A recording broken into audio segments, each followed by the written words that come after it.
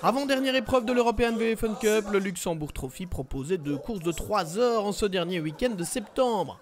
Bien évidemment, les concurrents biplaces ont, eux aussi, participé au jeu déterminant la grille de départ. L'objectif était de faire une séance de déshabillage puis de réhabillage aussi rapide que possible. Au final, c'est le clan AC Motorsport qui se retrouve en pole position des biplaces pour la première course. La concentration est de mise. Absents à Zolder, Philippe Fizette, Michel Koning et Alain Dupont ont toujours en tête leur déconvenue des 25 heures lorsqu'une violente sortie de piste était venue entraver leur marche en avant. Autant dire qu'ils ont soif de revanche.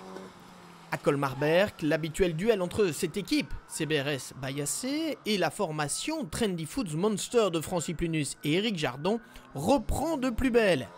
Et après une très belle lutte pendant 180 minutes, le trio Fizette-Koning-Dupont remporte un nouveau succès avec la 360, mais pour 8 petites secondes seulement. Colmar-Berg nous porte chance parce que la dernière fois, nous avions aussi fait la première journée, en tous les cas, une première place. Chouette course et ça met du baume au cœur parce qu'après le crash que j'ai eu aux 25 heures, et franchement, ça nous fait du bien et on a été la chercher sportivement avec des chouettes concurrents. Vraiment une belle journée. Leader du championnat, Francis Plunus et Éric Jardon ont encore marqué des points importants en prenant la deuxième place avec la 342 de Trendy Foods Monster. Toujours dans le même tour que les leaders, la 304 Sotraplan TRS Racing a livré une très belle prestation elle aussi, avec Xavier Broers et Manuel Martin aux commandes. Il termine à une quinzaine de secondes seulement. Dimanche, la deuxième course promet d'être passionnante une fois encore.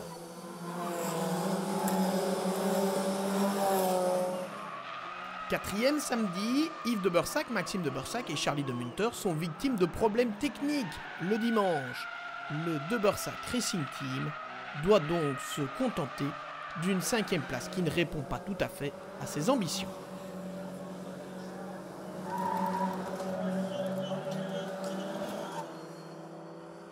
Tout profit pour Nicolas Vink, Alexandre Camp et Stéphane Louzel qui placent la Crazy Tigers Bayassé au pied du podium.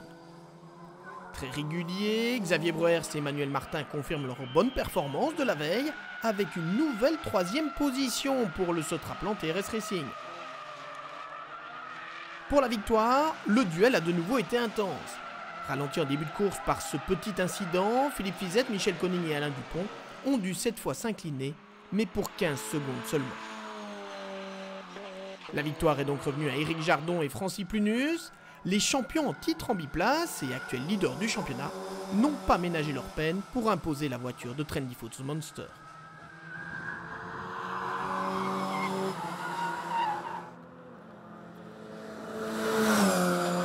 Ça n'est pas simple du tout, une belle bagarre avec la 360 jusqu'au bout. Vraiment jusqu'au bout et voilà, on y est enfin arrivé, mais un circuit vraiment très dur physiquement parce que bon, encore plus de tournants que le circuit ne mettait.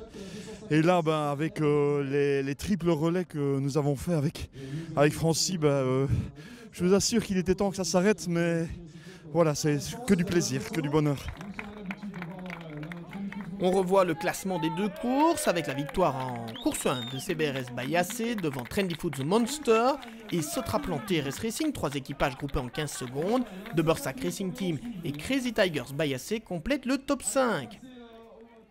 Lors de la course 2 le dimanche, c'est Trendy Foods Monster qui l'emporte devant CBRS Bayassé, Sotraplan TRS Racing, les Crazy Tigers Bayassé et le De Bursac Racing Team.